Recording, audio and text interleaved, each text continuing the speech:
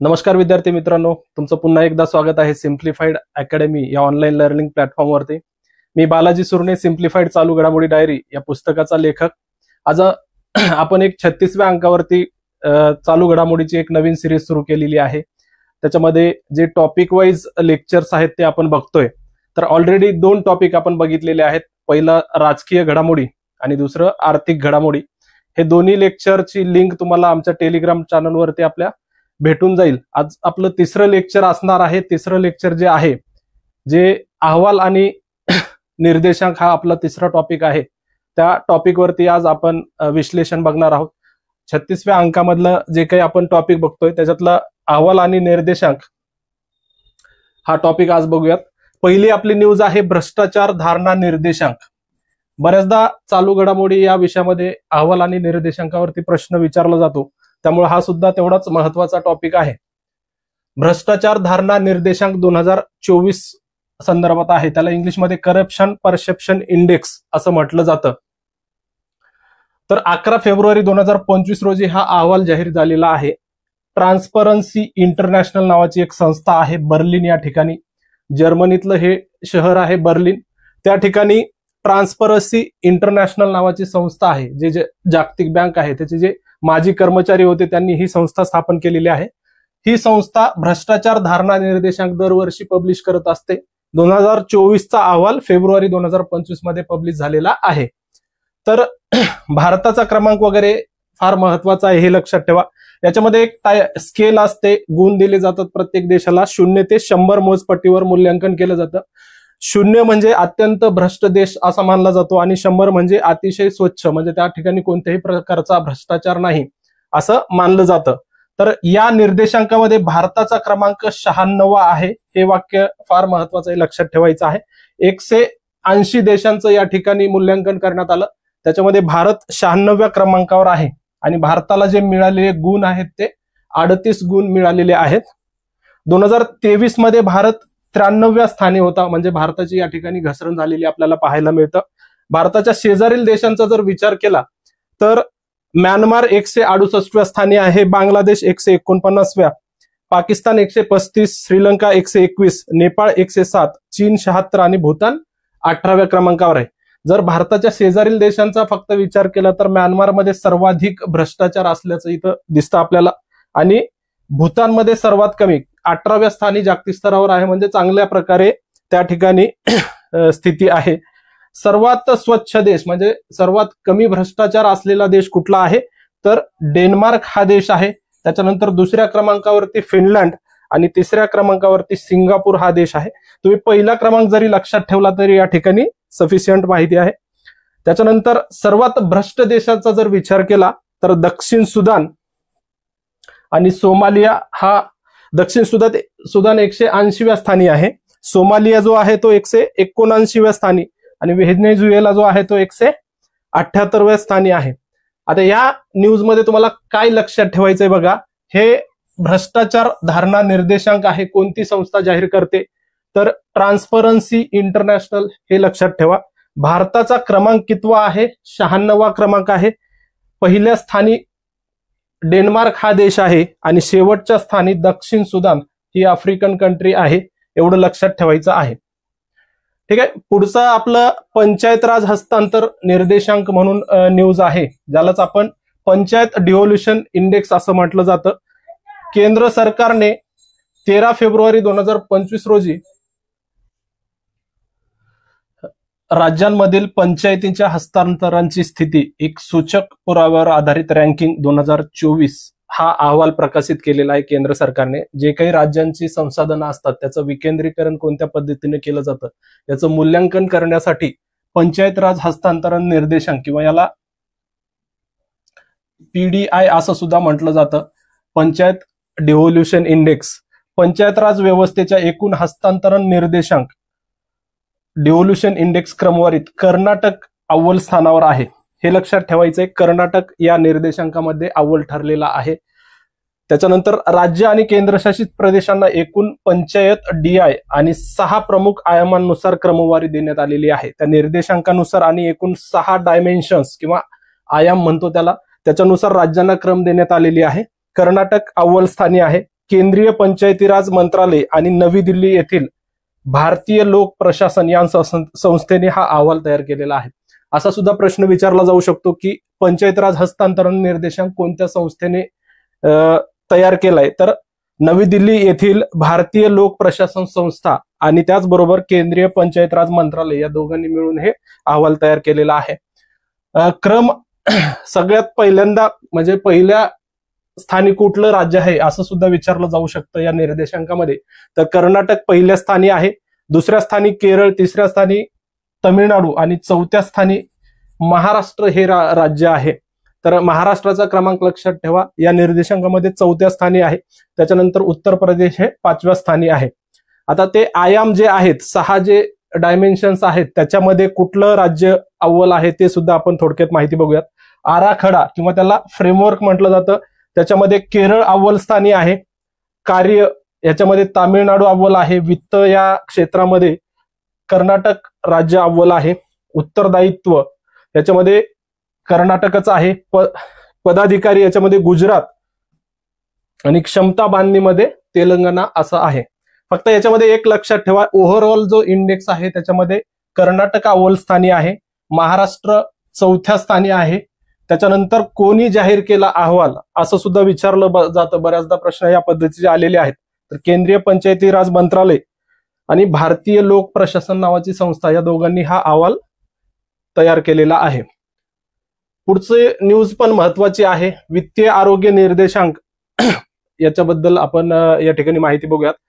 16व्या वित्त आयोगाचे जे अध्यक्ष आहेत अरविंद पनगारिया यांनी 24 जानेवारी 2025 रोजी नवी दिल्लीत नीती आयोगाच्या पहिल्या वित्तीय आरोग्य निर्देशांकांचं अहवालाचं प्रकाशन केलेलं आहे. नीती आयोगाने पहिल्यांदाच हा अहवाल दिलाय.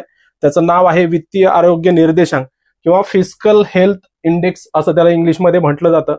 2022-23 या आर्थिक वर्षाच्या निर्देशांकामध्ये महाराष्ट्र राज्य 6व्या क्रमांकावर आहे आणि 2014-15 ते 2021-22 या कालावधीचा जर विचार केला तर महाराष्ट्र हे 4थ्या क्रमांकावर होतं. तर 2022-23 या आर्थिक वर्षामध्ये 6व्या क्रमांकावर आहे. इथं राज्यांची क्रमवारी आपल्याला दिलेली आहे. ओडिशा सगळ्यात अव्वल स्थानी आहे. म्हणजे देशभरामध्ये तुम्ही जर वित्तीय आरोग्य निर्देशांकाचा विचार केला तर ओडिशा या ठिकाणी अव्वल स्थानी आहे. नंतर छत्तीसगड, गोवा, झारखंड आणि गुजरात. त्याच्यानंतर 6व्या क्रमांकावर महाराष्ट्र आहे. पहिला आणि महाराष्ट्राचा क्रमांक लक्षात ठेवू शकता. आणि या ठिकाणी जर विचार केला 2014-15 ते 2021-22 या वर्षांचा कालावधी जर विचार केला तर महाराष्ट्र 4थ्या क्रमांकावर आहे. या ठिकाणी या कालावधीत सुद्धा ओडिशा पहिल्या स्थानी आहे. इथं पण लक्षात ठेवायचं आहे. नीती आयोगाने हा अहवाल जाहीर केला हे सुद्धा महत्वाचं आहे. त्याच्यानंतर वर्ल्ड फ्युचर स्किल इंडेक्स 2025 नावाचा एक अहवाल आलेला आहे. QS नावाची एक संस्था आहे. तुम्ही बऱ्याचदा जागतिक विद्यापीठ क्रमवारी जर बघितली तर 2 संस्था जाहीर करतात. एक द नावाची संस्था आहे, द हायर एज्युकेशन, आणि दुसरी आहे QS. तर ही लंडन स्थित युनायटेड किंगडम मधील लंडन हे शहर आहे, त्या ठिकाणी ही संस्था असते. तर त्या संस्थेने वर्ल्ड फ्युचर स्किल इंडेक्स नावाचा अहवाल जाहीर केलेला आहे. बऱ्याचदा प्रश्न अहवाल कोणत्या संस्थेने जाहीर केला अशा प्रकारचे आलेले आहेत, त्याच्यामुळे संस्थेचं नाव लक्षात ठेवत चला. आणि या इंडेक्समध्ये भारत जगात 25व्या क्रमांकावर आहे. हा सुद्धा क्रमांक लक्षात ठेवायचा आहे. कृत्रिम बुद्धिमत्ता आणि हरित कौशल्यांसह भविष्यातील नोकऱ्यांसाठी तयारीच्या बाबतीत जर विचार केला तर भारत हा अमेरिकेनंतर 2ऱ्या क्रमांकावर आहे. जर त्याच्यातला हा सब पॉइंट आहे, जर कृत्रिम बुद्धिमत्ता AI आणि हरित कौशल्य यांच्या बाबतीत जर भविष्यात नोकऱ्या तयार झाल्या तर त्याबाबत तयारी किती आहे यांचा जर क्रम विचारला तर अमेरिका पहिल्या क्रमांकावर आहे, भारत 2ऱ्या क्रमांकावर आहे. आणि ओव्हरऑल इंडेक्समध्ये जर क्रमांक विचारला तर भारत मात्र 25व्या क्रमांकावर आहे. पहिल्या 5 देश जर बघितले तर अमेरिका पहिल्या स्थानी आहे. त्याच्यानंतर युनायटेड किंगडम आहे, नंतर जर्मनी आहे, ऑस्ट्रेलिया आणि कॅनडा. पहिलं लक्षात ठेवायचं, पहिलं विसरू नका, अमेरिका पहिल्या क्रमांकावर आहे. त्याच्यानंतर पुढची न्यूज आहे आपली ट्रॅफिक इंडेक्स बद्दल. म्हणजे 14वा ट्रॅफिक इंडेक्स जाहीर झालेला आहे. हा टॉमटॉम नावाची एक संस्था आहे. या संस्थेने जगातील 62 देश आणि 500 शहरातील रहदारीची म्हणजेच ट्रॅफिकची माहिती संकलित केली आणि ट्रॅफिक इंडेक्स 2024 पब्लिश केलेला आहे. आणि त्यामध्ये सर्वाधिक वाहतूक कोंडी असलेल्या शहरांचा जर विचार केला तर पहिल्या 5 शहरांमध्ये भारतातील 3 शहरांचा क्रमांक आहे. त्याच्यामुळे हे वाक्य सुद्धा महत्वाचं ठरतं. पहिल्या 5 मधले 3 शहर कुठले आहेत? कोलकाता, बेंगळुरू, पुणे हे 3 भारतीय शहर सर्वात जास्त ट्रॅफिक असलेल्या पहिल्या 5 शहरांमध्ये आहेत. जर पहिले 5 शहर बघितले तर बॅरनक्विला म्हणजे हे कोलंबिया देशातलं शहर बॅरनक्विला ट्रॅफिक इंडेक्स मध्ये पहिल्या स्थानावर आहे. म्हणजे ह्या शहरामध्ये सर्वाधिक वाहतूक कोंडी आढळते. भारतातलं पहिलं शहर जर बघितलं तर कोलकातामध्ये सर्वाधिक वाहतूक कोंडी आढळते. जागतिक स्तरावरती 2ऱ्या क्रमांकावर कोलकाता हे शहर आहे. त्याच्यानंतर 3ऱ्या क्रमांकावर आहे बेंगळुरू, 4थ्या क्रमांकावर आहे पुणे आणि 5व्या क्रमांकावर आहे लंडन. हे लक्षात ठेवा. भारतातील शहर असल्यामुळे याच्यावर सुद्धा प्रश्न त्या ठिकाणी विचारला जाऊ शकतो. हेनली पासपोर्ट इंडेक्स 2025 ही पुढची न्यूज आहे आपली. हेनली पासपोर्ट इंडेक्स 2025 हा नुसता पब्लिश झालेला. त्याच्यानुसार जगातील सर्वात शक्तिशाली पासपोर्टच्या यादीमध्ये भारत 85व्या स्थानावर आहे आणि 2024चा विचार केला तर 80व्या स्थानावर होती. म्हणजे भारताची या ठिकाणी आपल्याला घसरण झालेली पाहायला मिळते. पासपोर्ट काय असतं? म्हणजे हे जे इंडेक्स आहे तो तुम्हाला किती देशामध्ये व्हिसामुक्त प्रवेश मिळतो त्यानुसार हा इंडेक्स तयार केला जातो. तुम्हाला परदेशात प्रवास करायचा असेल तर 2 गोष्टी गरजेच्या असतात. एक असतं पासपोर्ट जो भारताचं नागरिकत्व सिद्ध करतं आणि दुसरं असतं व्हिसा म्हणजे त्या देशाची पण परवानगी पाहिजे. तर त्यानुसार ही क्रमवारी जाहीर केली जाते. या यादीमध्ये 199 पासपोर्टची व्हिसामुक्त प्रवेश मिळू शकणाऱ्या ठिकाणांच्या संख्येनुसार क्रमवारी लावली जाते. हा इंडेक्स आंतरराष्ट्रीय विमान वाहतूक संघटनेच्या विशेष आकडेवारीवर आधारित आहे. IATA नावाची संस्था आहे. ही लक्षात ठेवा संस्था, कारण आता जून 2025 मध्ये ह्याची 81वी वार्षिक परिषद नवी दिल्लीला पार पडलेली आहे आंतरराष्ट्रीय विमान वाहतूक संघटनेची. जवळपास 41 वर्षांनी ही परिषद भारतात पार पडली. याच्यापूर्वी 2 वेळा भारतात पार पडली होती. 3ऱ्यांदा ह्या संस्थेचे भारतात परिषद पार पडलेली आहे. तर ही जी संस्था आहे आंतरराष्ट्रीय विमान वाहतूक संघटना त्याच्या आकडेवारीवर आधारित ही क्रमवारी दिली जाते. भारतीय पासपोर्ट धारक 57 ठिकाणी व्हिसामुक्त प्रवास करू शकतात. जगातील सर्वात मजबूत पासपोर्टचा जर विचार केला आपण तर सिंगापूरचा पासपोर्ट हा जगातील सर्वात मजबूत पासपोर्ट आहे. सिंगापूरचा ज्याच्याकडे पासपोर्ट आहे ती व्यक्ती जगभरातील 195 ठिकाणी व्हिसामुक्त प्रवास करू शकते. त्याच्यानंतर जपानचा क्रमांक आहे. जपान 2ऱ्या क्रमांकावर आहे. 193 देशांमध्ये जपानचे लोक व्हिसामुक्त प्रवास करू शकतात. त्याच्यानंतर फिनलंड, फ्रान्स, जर्मनी, इटली, दक्षिण कोरिया आणि स्पेन हे देश 192 देशांमध्ये व्हिसामुक्त प्रवास करू शकतात. ऑस्ट्रिया आणि डेन्मार्कचे पासपोर्ट धारक व्यक्ती हे 191 देशांमध्ये व्हिसामुक्त प्रवास करू शकतात. त्याच्यानंतर सगळ्यात शेवटचा जर विचार केला तर अफगाणिस्तान शेवटच्या स्थानी आहे. तर हेनली पासपोर्ट इंडेक्स नुसार काय गोष्टी लक्षात ठेवायचे? भारताचा क्रमांक 85वा आहे. आंतरराष्ट्रीय विमान वाहतूक संघटनेच्या आकडेवारीवर आधारित हा क्रमवारी जाहीर केली जाते. भारतीय लोक 57 देशांमध्ये किंवा 57 ठिकाणी व्हिसामुक्त प्रवास करू शकतात. सिंगापूर या निर्देशांकामध्ये अव्वल स्थानी आहे आणि अफगाणिस्तान शेवटच्या स्थानी आहे. ह्या गोष्टी लक्षात ठेवायच्या आहे. पुढचा एक स्टेट बँक ऑफ इंडियाचा अहवाल आहे. दारिद्र्य या संदर्भात ग्रामीण भागामध्ये गरिबीची घट झालेली आहे असं स्टेट बँक ऑफ इंडिया म्हणजेच SBIच्या अहवालातून सिद्ध झालेले आहे. 3 जानेवारी 2025 रोजी SBIने हा अहवाल जाहीर केला. त्यानुसार सुधारित भौतिक पायाभूत सुविधा, तळागाळातील ग्राहकांमध्ये जास्त वाढ आणि थेट लाभ हस्तांतरण या कारणांमुळे ग्रामीण भागामधील गरिबीच्या प्रमाणात लक्षणीय घट झाल्याचं SBIच्या अहवालातून समोर आलेलं आहे. आता ग्रामीण भागातील गरिबी जर विचार केला तर 4.86% ही ग्रामीण भागामध्ये गरिबी असल्याचं म्हटलेलं आहे आणि शहरी भागातील गरिबीचा विचार केला तर 4.09% एवढी शहरी भागामध्ये गरिबी नोंदवण्यात आलेली आहे. दुसरं घरगुती वापर खर्च सर्वेक्षण, घरगुती वापर खर्च सर्वेक्षण, त्यालाच हाऊसहोल्ड कन्झम्पशन एक्सपेंडिचर सर्वे, या डेटाचा किंवा या माहितीचा वापर करून हा अहवाल तयार करण्यात आलेला आहे. हा अहवाल जो आहे तो 1951 पासून NSO द्वारे जाहीर केला जातो. सरकारी आकडेवारी असते त्या अहवालाचं अभ्यास करून हे SBIने अहवाल दिलेला आहे. 2011 मध्ये सुरेश तेंडुलकर समितीने निश्चित केलेल्या दारिद्र्य रेषेतील दशकीय चलनवाढ आणि अभियोग घटक यांचा समावेश करून SBIच्या अहवालात आर्थिक वर्ष 2024 मध्ये ग्रामीण भागासाठी दारिद्र्य रेषा 1632 रुपये ठरवण्यात आली होती. म्हणजे ग्रामीण भागासाठी त्यांनी 1632 रुपये असा दारिद्र्य रेषा ठरवलेली आहे आणि शहरी भागासाठी 1944 रुपये असा अंदाज दारिद्र्य रेषा शहरी भागासाठी ठरवलेली आहे.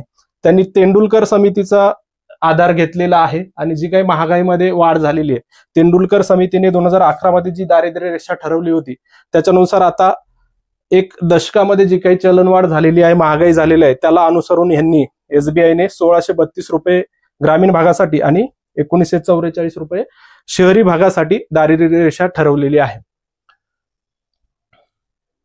या ठिकाणी 2 वर्ष आर्थिक वर्षातली आकडेवारी आपण या ठिकाणी बघितलेली आहे, 2023 मधला आणि 2024 मधला.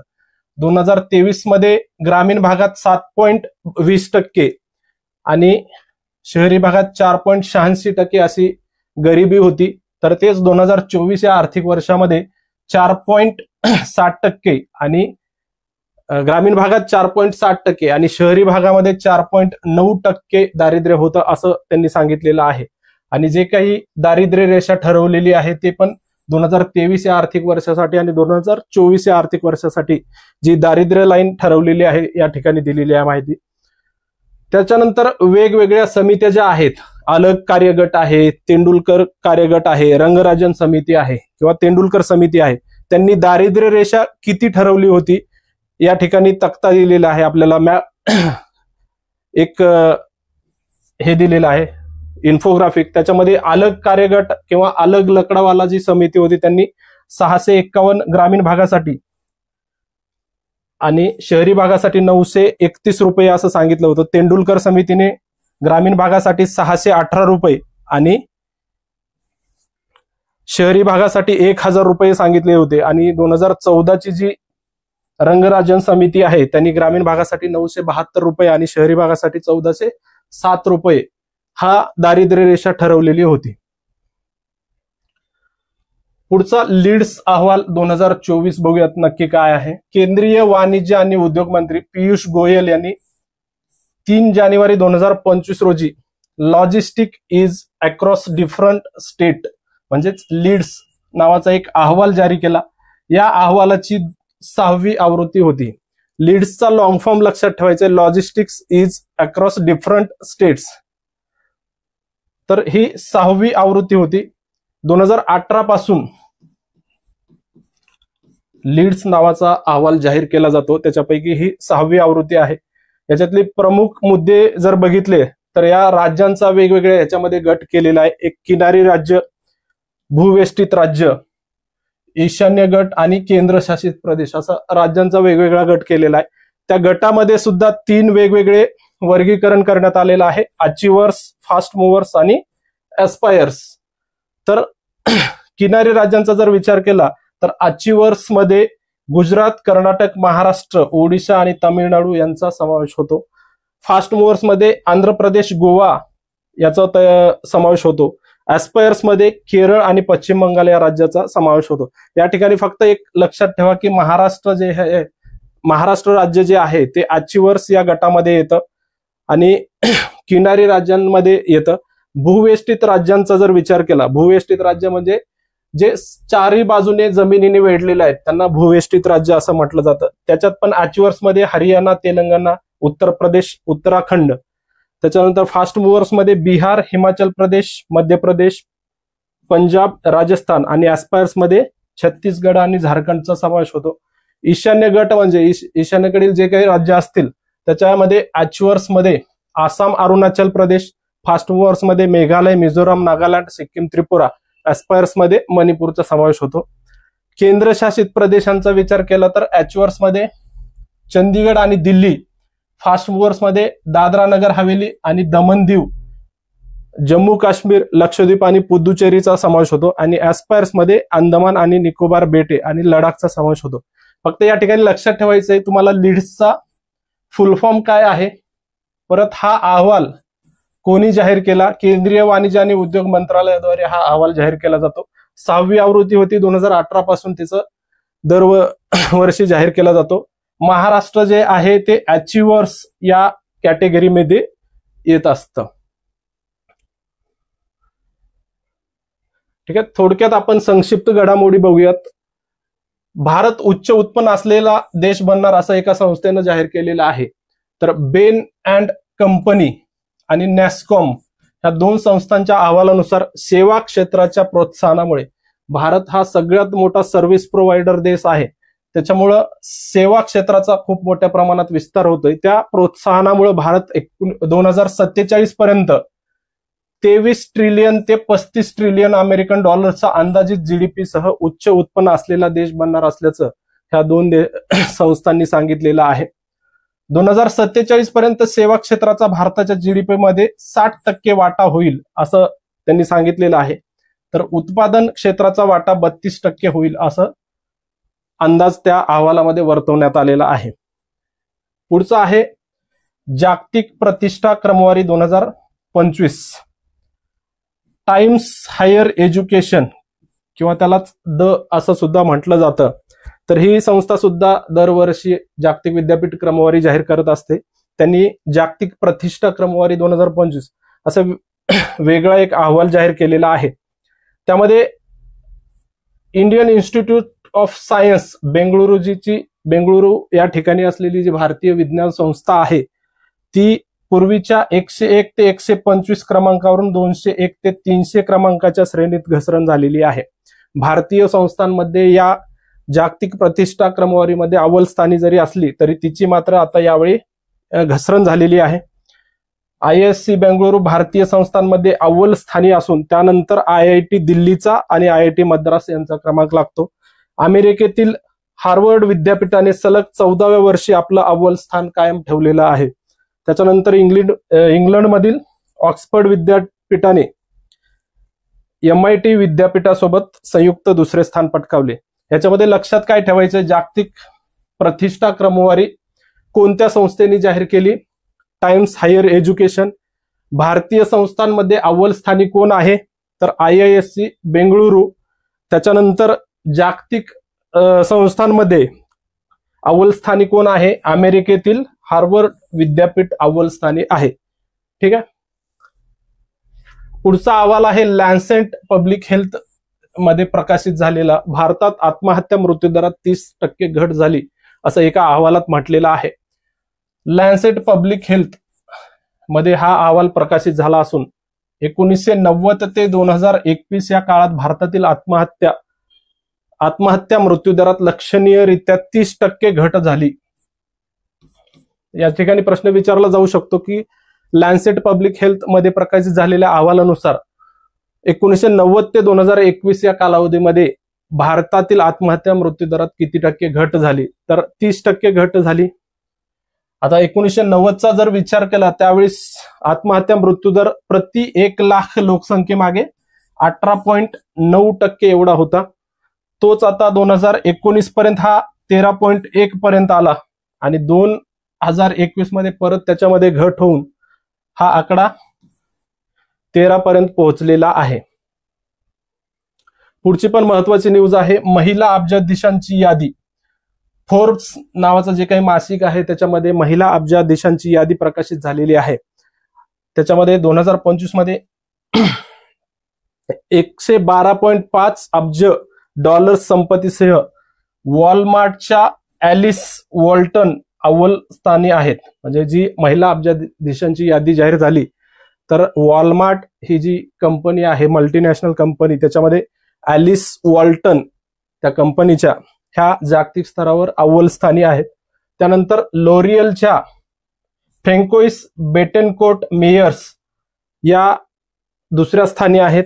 आता भारताचा जर विचार केला, JSW समूहाच्या सावित्री जिंदाल 7व्या स्थानी आहेत.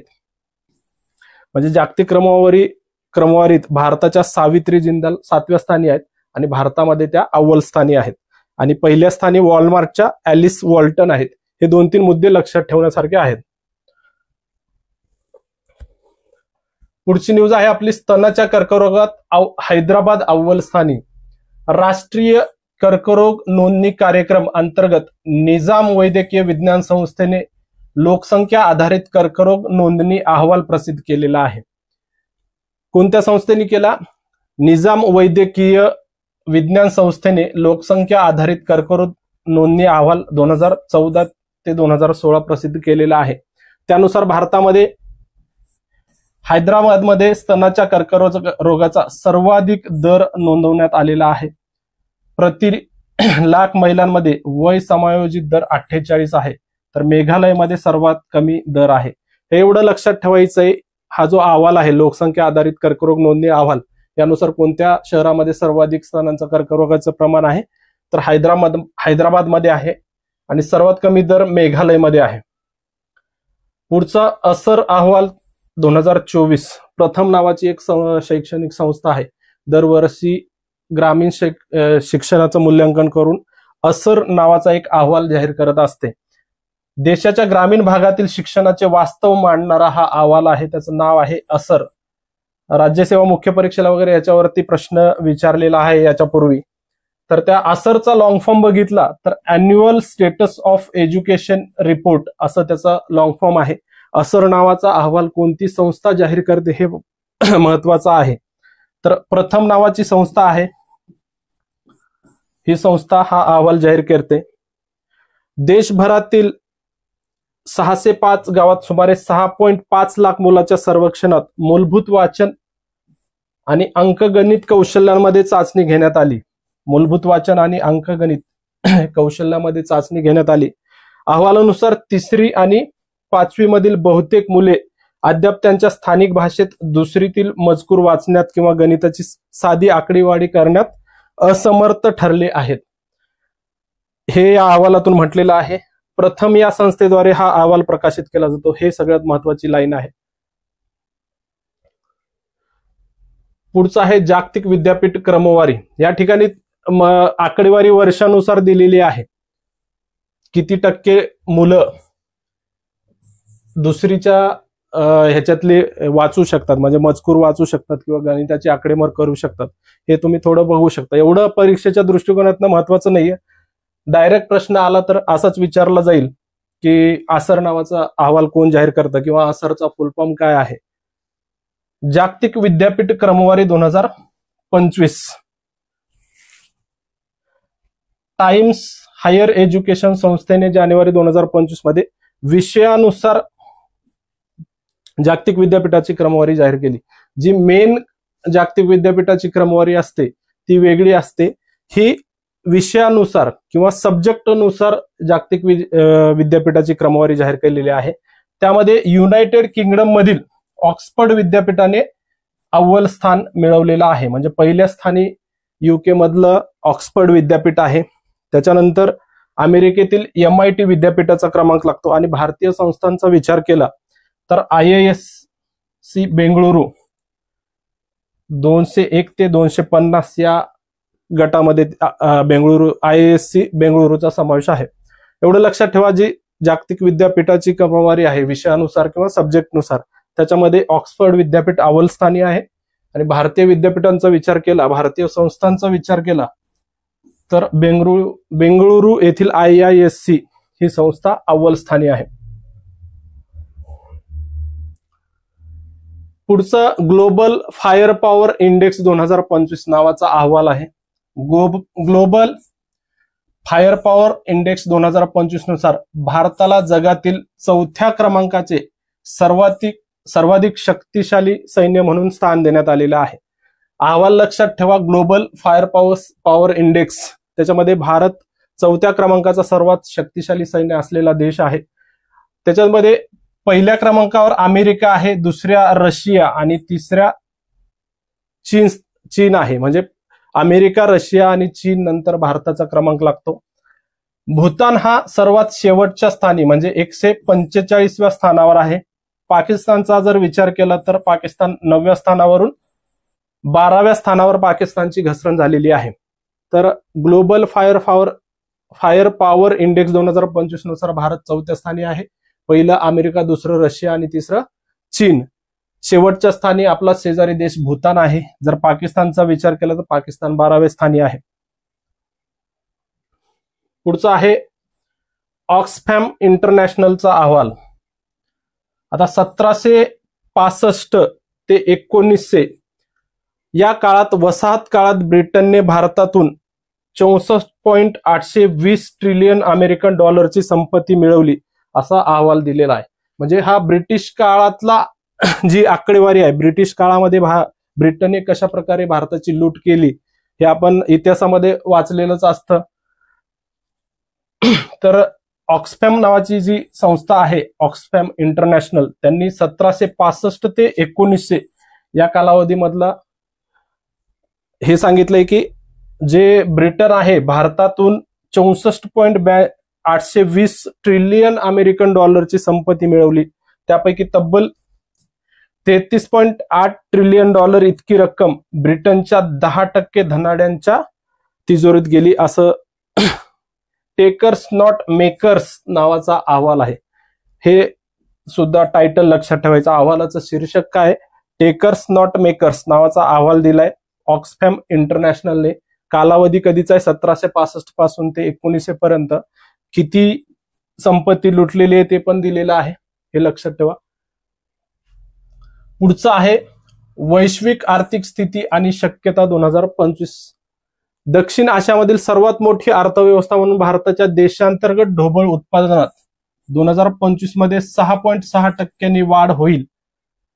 खासगी उपभोग, गुंतवणूक तसेच औद्योगिक उत्पादन तसेच सेवा क्षेत्रातील विस्तार यामुळे ही वृद्धी शक्य असल्याचे भाकीत संयुक्त राष्ट्राच्या वैश्विक आर्थिक स्थिती आणि शक्यता म्हणजे संयुक्त राष्ट्राने हा अहवाल दिलाय, वैश्विक आर्थिक स्थिती आणि शक्यता 2025, किंवा त्यालाच आपण वर्ल्ड इकॉनॉमिक सिच्युएशन आणि प्रॉस्पेक्ट्स असं म्हणतो.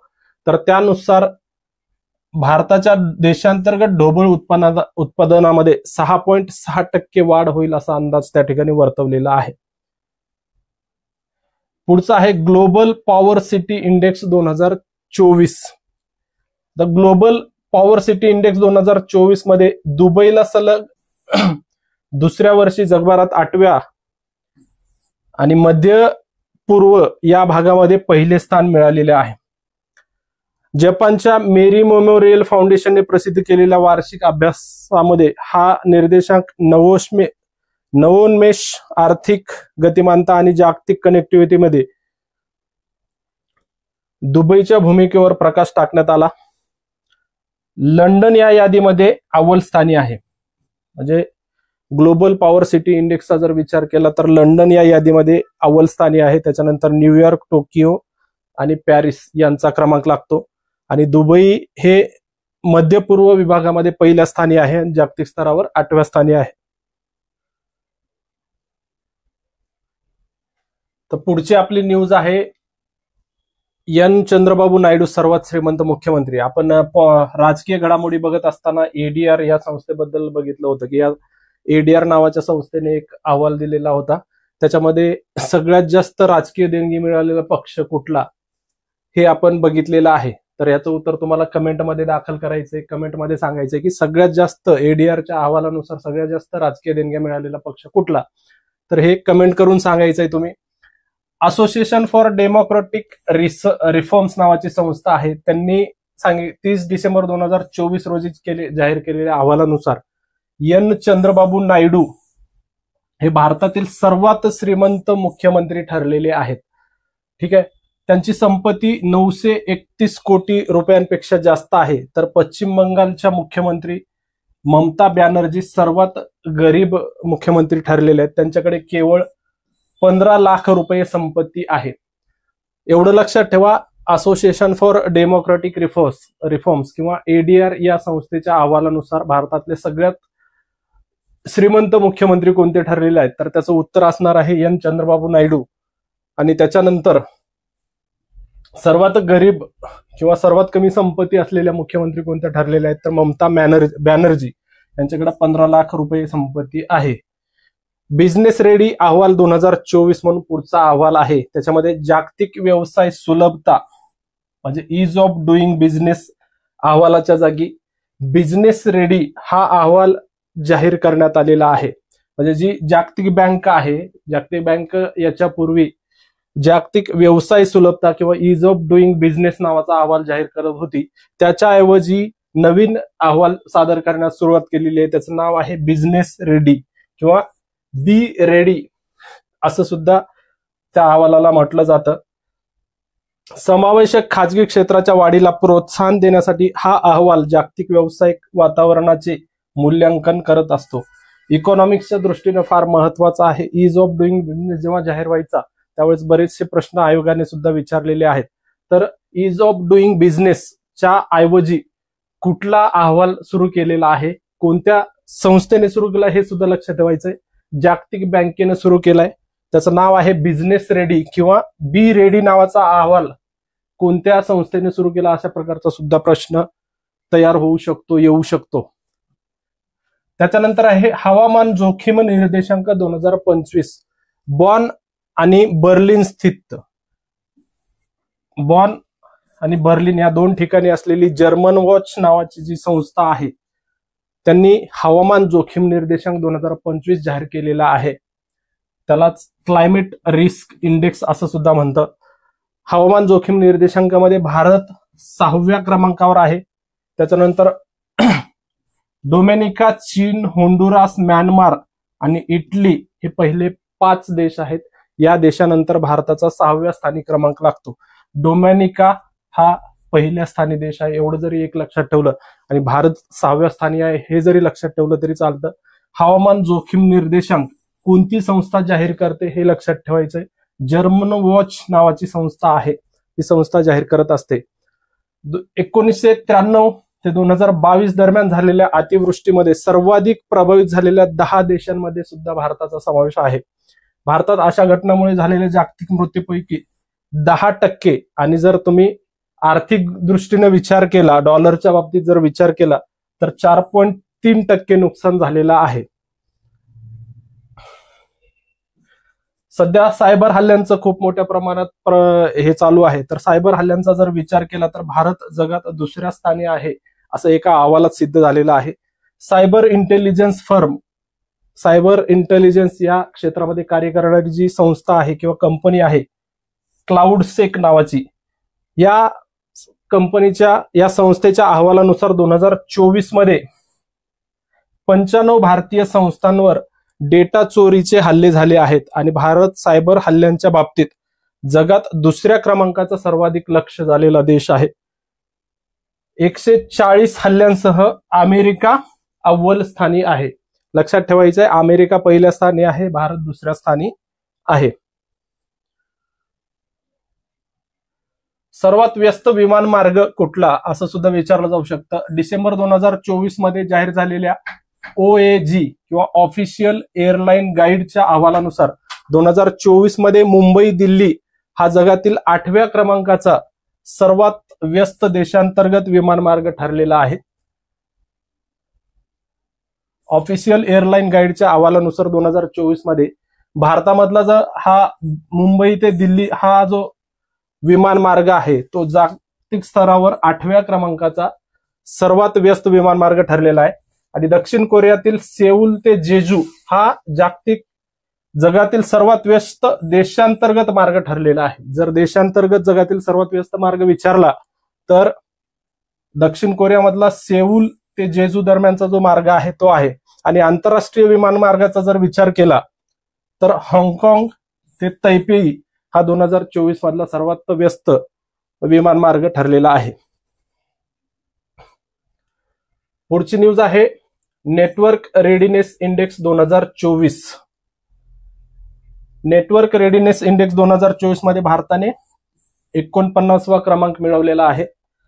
2023 मध्ये जर विचार केला तर भारताचा 60वा क्रमांक होता, 60व्या स्थानी भारत होता. वॉशिंग्टन स्थित पोर्तुलान्स इन्स्टिट्यूटने हा अहवाल जाहीर केलेला आहे.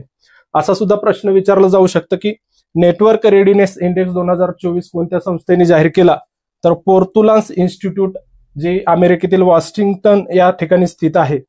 तर त्यामध्ये भारत 49व्या स्थानी आहे. त्यामध्ये प्रशासन, नागरिक प्रतिबद्धता आणि एकूण प्रभाव वाढवण्यासाठी तंत्रज्ञानाच्या वापरावर देशांचे मूल्यांकन करण्यात आलेलं आहे. ठीक आहे, पुढची न्यूज आहे आपली प्रवास आणि पर्यटन विकास निर्देशांक. वर्ल्ड इकॉनॉमिक फोरमचा हा अहवाल आहे. जागतिक आर्थिक मंचाच्या किंवा वर्ल्ड इकॉनॉमिक फोरमच्या प्रवास आणि पर्यटन विकास निर्देशांक 2024 मध्ये भारत 39व्या क्रमांकावर आहे. हे क्रमांक सुद्धा लक्षात ठेवायचे. एकूण 119 देशांचं मूल्यांकन करण्यात आलं, क्रमवारी जाहीर करण्यात आली. त्याच्यामध्ये 39व्या स्थानी भारत आहे. 2021चा जर विचार केला तर भारत 54व्या स्थानी होता. आणि हा अहवाल कोणत्या संस्थेने जाहीर केला हे सुद्धा महत्वाचं आहे. प्रवास आणि पर्यटन विकास निर्देशांक वर्ल्ड इकॉनॉमिक फोरम किंवा जागतिक आर्थिक मंच यांनी जाहीर केलेला आहे. आता ही 100 सर्वात शक्तिशाली महिलांची यादी फोर्ब्स या मासिकाने प्रकाशित केलेली आहे. त्या संदर्भात ही न्यूज आहे. फोर्ब्स नावाची जे मासिक आहे, डिसेंबर 2024 मध्ये जगातील 100 सर्वात शक्तिशाली महिलांची यादी जाहीर केलेली आहे. तर अव्वल स्थानी कोण होतं असं सुद्धा विचारलं जाऊ शकतं, किंवा भारतीय कुठल्या महिलांचा समावेश त्याच्यामध्ये होता हे सुद्धा विचारलं जाऊ शकतं. निर्मला सीतारामन ज्या केंद्रीय अर्थमंत्री आहेत, नंतर रोशनी नादार मल्होत्रा HCL एंटरप्राइजेसच्या कार्यकारी संचालक किंवा मुख्य कार्यकारी अधिकारी आहेत, आणि किरण मुजुमदार शॉ बायोकॉनच्या संस्थापक आहेत. या 3 भारतीय संस्थांचा 100 सर्वात शक्तिशाली महिलांच्या यादीत समावेश झालेला आहे. तर 3 नावं दिले जातील, 4 नावं दिले जातील, त्याच्यापैकी कोणाचा समावेश नाही, कोणत्या भारतीय महिलेचा समावेश नाही असा सुद्धा प्रश्न त्या ठिकाणी तयार होऊ शकतो. तर ह्या 3 भारतीय महिलांचा आहे. सीतारामन ज्या निर्मला सीतारामन आहेत त्या 28व्या स्थानी आहेत जागतिक स्तरावरती. मल्होत्रा या 81व्या स्थानी आहेत आणि किरण मुजुमदार शॉ या 82व्या स्थानी आहेत. आणि जगामध्ये अव्वल स्थानी कोण आहे, तर युरोपियन कमिशनच्या अध्यक्षा उर्सुला वॉन डर लेन यांची सलग 3ऱ्या वर्षी यादीत अव्वल स्थानी, म्हणजे अव्वल स्थान त्यांनी सलग 3ऱ्या वर्षी पटकावलेलं आहे. ठीक आहे, याच्यामध्ये लक्षात ठेवण्यासारख्या ह्या 3च गोष्टी आहेत. एक भारतीय कोण आहेत, त्याच्यामध्ये पहिल्या स्थानी कोण आहे आणि कुठल्या संस्थेने जाहीर केलेलं आहे. सर्वात श्रीमंत कुटुंबाचं जर यादी बघितली 2024ची, तर ब्लूमबर्गच्या अहवालानुसार सर्वात श्रीमंत कुटुंब 2024 या अहवालानुसार अमेरिकेतील वॉल्टन कुटुंबाने अव्वल स्थान पटकावलेलं आहे. सर्वात श्रीमंत कुटुंब हे वॉलमार्टचं वॉल्टन कुटुंब ठरलेलं आहे. त्यांच्याकडे जवळपास 432.4 अब्ज डॉलर संपत्तीसह हे अव्वल स्थानी आहे.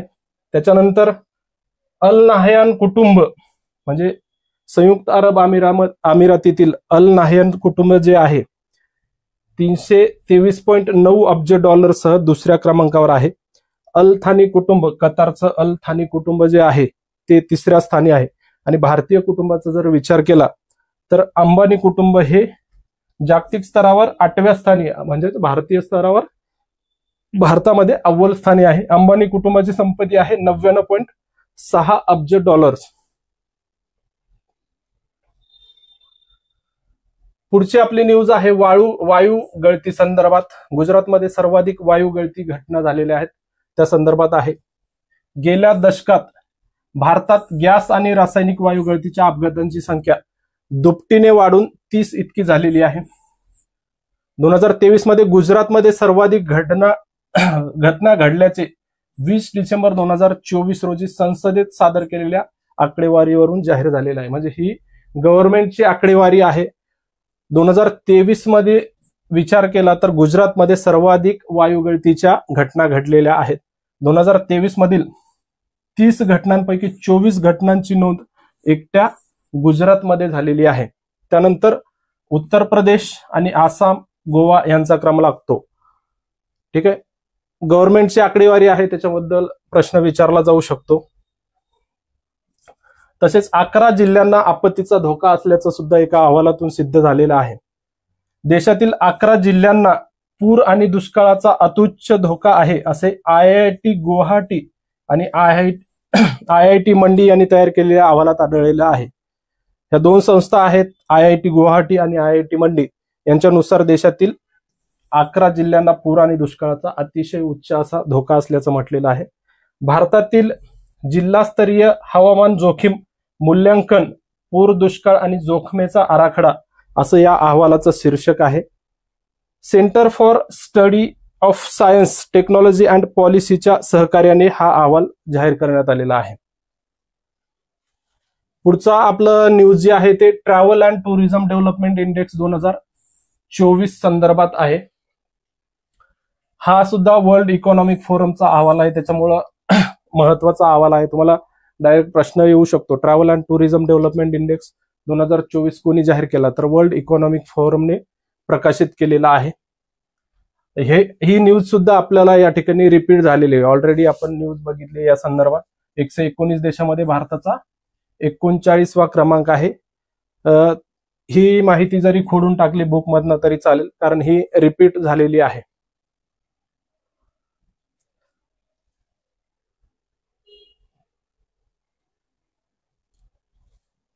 जागतिक मलेरिया अहवाल 2024, 11 डिसेंबर 2024 रोजी जागतिक आरोग्य संघटनेचा जागतिक मलेरिया अहवाल जाहीर झालेला आहे.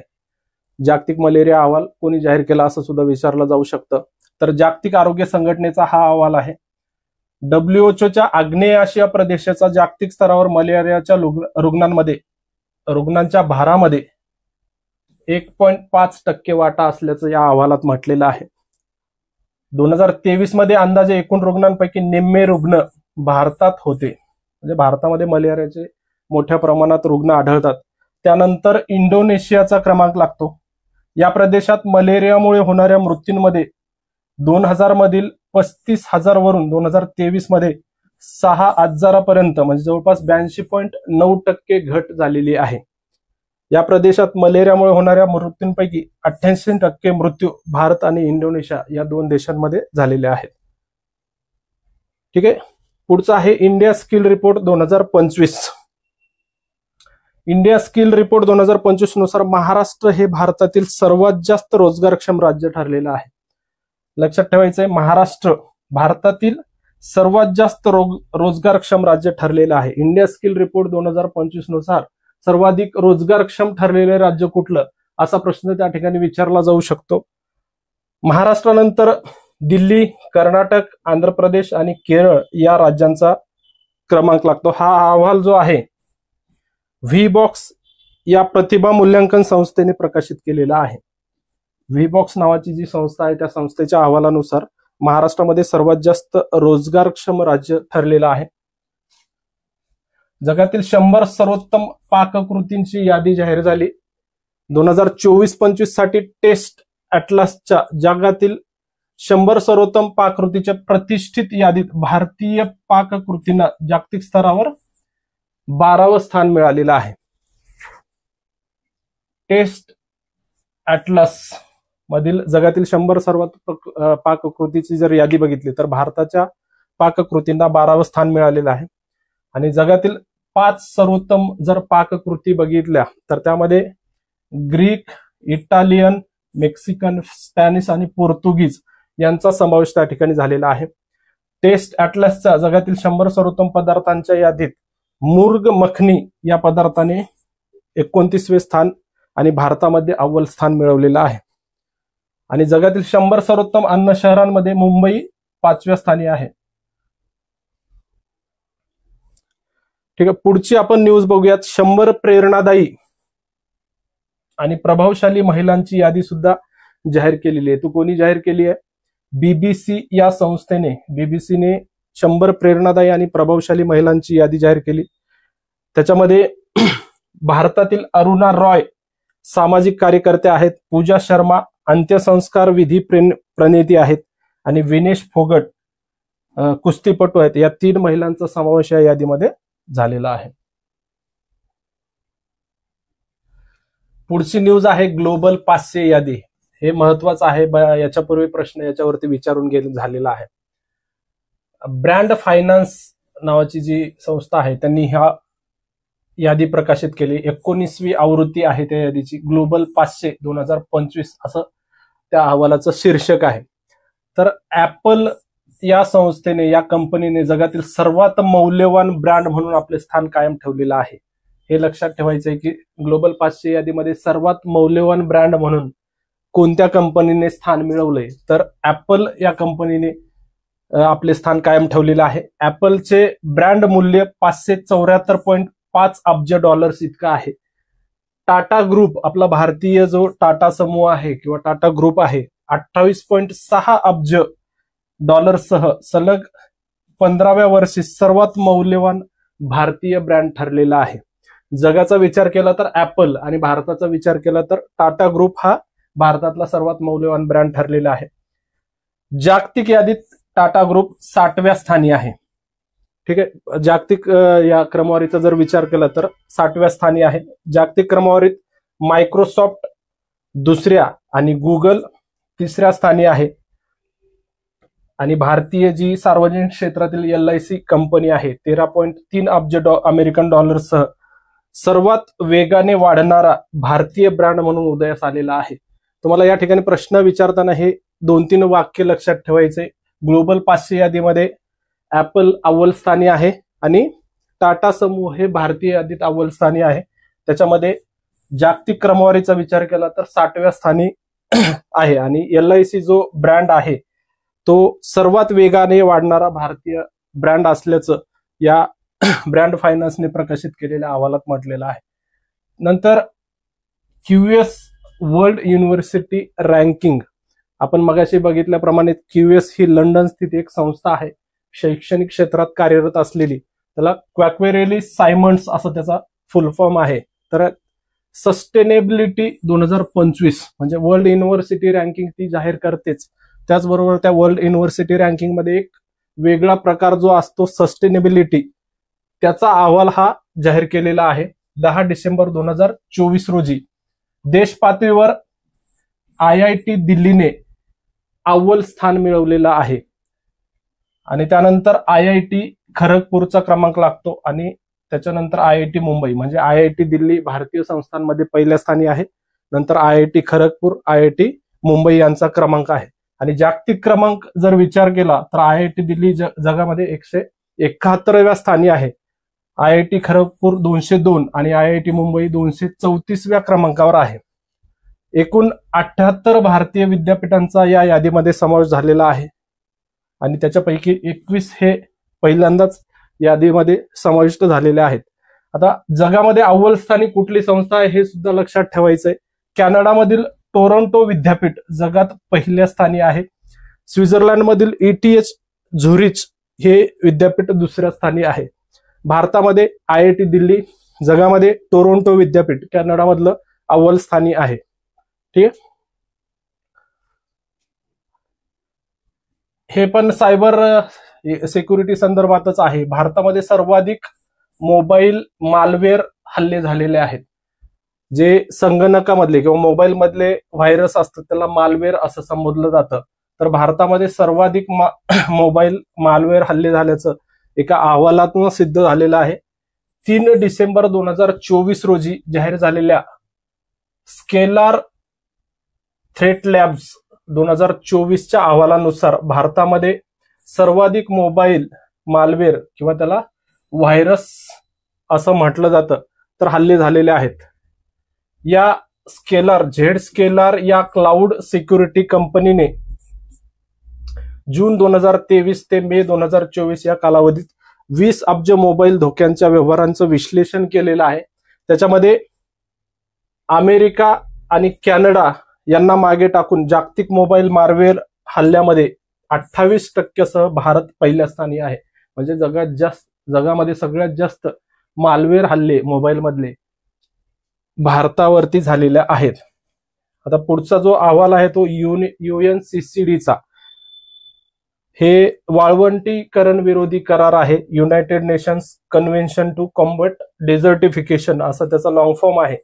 UNCCDचा अहवाल जो आहे तो 9 डिसेंबर 2024 रोजी संयुक्त राष्ट्राच्या वाळवंटीकरण विरोधी अधिवेशनाने किंवा कराराने प्रसिद्ध केलेल्या अहवालानुसार 2020 पर्यंतच्या 3 दशकात पृथ्वीच्या 77% पेक्षा जास्त जमिनीवर कोरडे हवामान होते, जे मागील 30 वर्षाच्या कालावधीच्या तुलनेत जास्त होते असं या अहवालात म्हटलेलं आहे.